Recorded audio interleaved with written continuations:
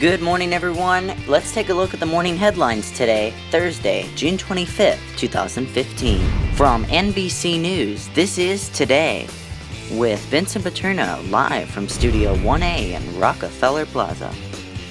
And good morning, everyone, and welcome to Today on a Thursday morning. I'm Vincent Patierno. I'm going to get straight to our top story on this Thursday morning. Eulogies in Charleston, South Carolina. The funerals for the 9 victims of last week's church shootings begin today. President Barack Obama will speak at the service for Clementa Pinckney, the church's pastor and state senator.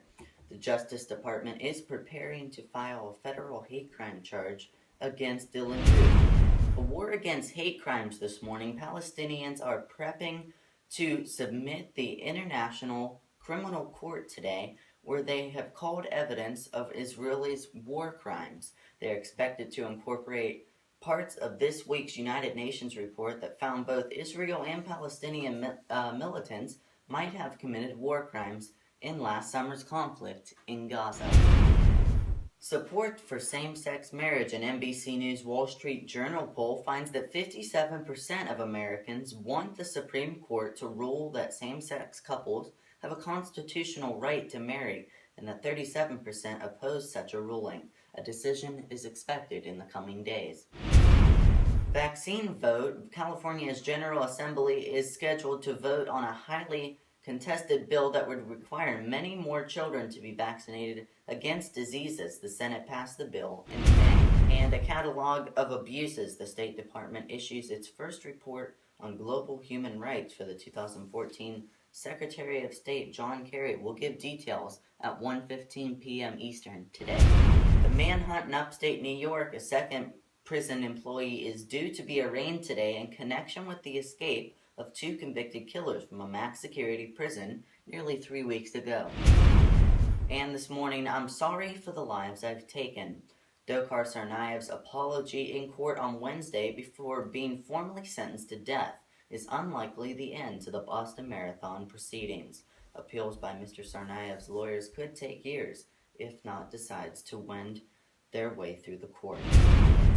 Militants restrike Syrian border town. Islamic State fighters, also known as ISIS, entered Kobani today, months after being driven out by a battle with Kurdish troops, activists and residents are saying.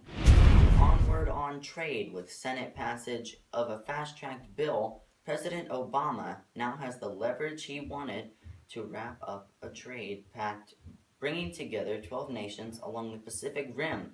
Talks should resume soon. His victory was sealed by an alliance with Republicans and White House officials. See room for further consent to it. Who are we? The U.S. Census Bureau releases the 2014 population estimates for the nation, states, and countries by sex, age, and race. You can see that on their website right now. And in markets today, the Greek Prime Minister is now plowing ahead today with negotiations with the country's creditors. He has until Tuesday to cut a deal for rescue aid in the U.S. today. A Senate banking subcommittee looks at the global impact of Greek default. Toyota and Nissan are expanding their North American recall to 3 million cars when the rest of the world to potentially deadly passenger side airbag inflators made by Taka. Wall Street stock futures are gaining. European shares are mixed, pending word on Greece, and Asian indexes fell. New and noteworthy this morning, a long climb to the top. Before This World, the 17th studio album by James Taylor, age 67, opened at the top of Billboard's charts today. It was his first #1 album in 45 years. Jazz in Beijing. The Blue Note Jazz Club announces plans today to reopen locations in China and Hawaii, a sign of a large and growing market for jazz in the Pacific Rim.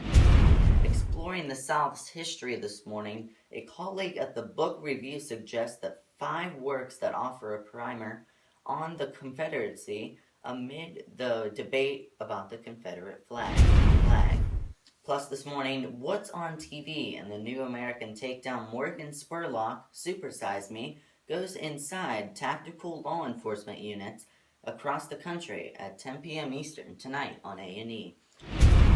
College champs with a 4-2 win over Vanderbilt, Virginia won the Baseball College World Series, ending a 60-year drought for the Atlantic Coast Conference teams.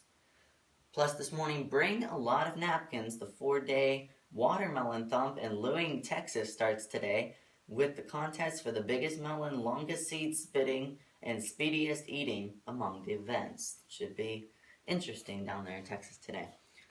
And our final story of today, a backstory rather, the annual NBA draft, when 30 teams make their best guess at which college or international players worth spending millions on, is in Brooklyn tonight on 7 p.m. Eastern on ESPN. That's going to do it for us on this Thursday morning. I'm Vincent Patierno. Thank you for being here with us. I'll see you back here bright and early tomorrow morning. Have a great day.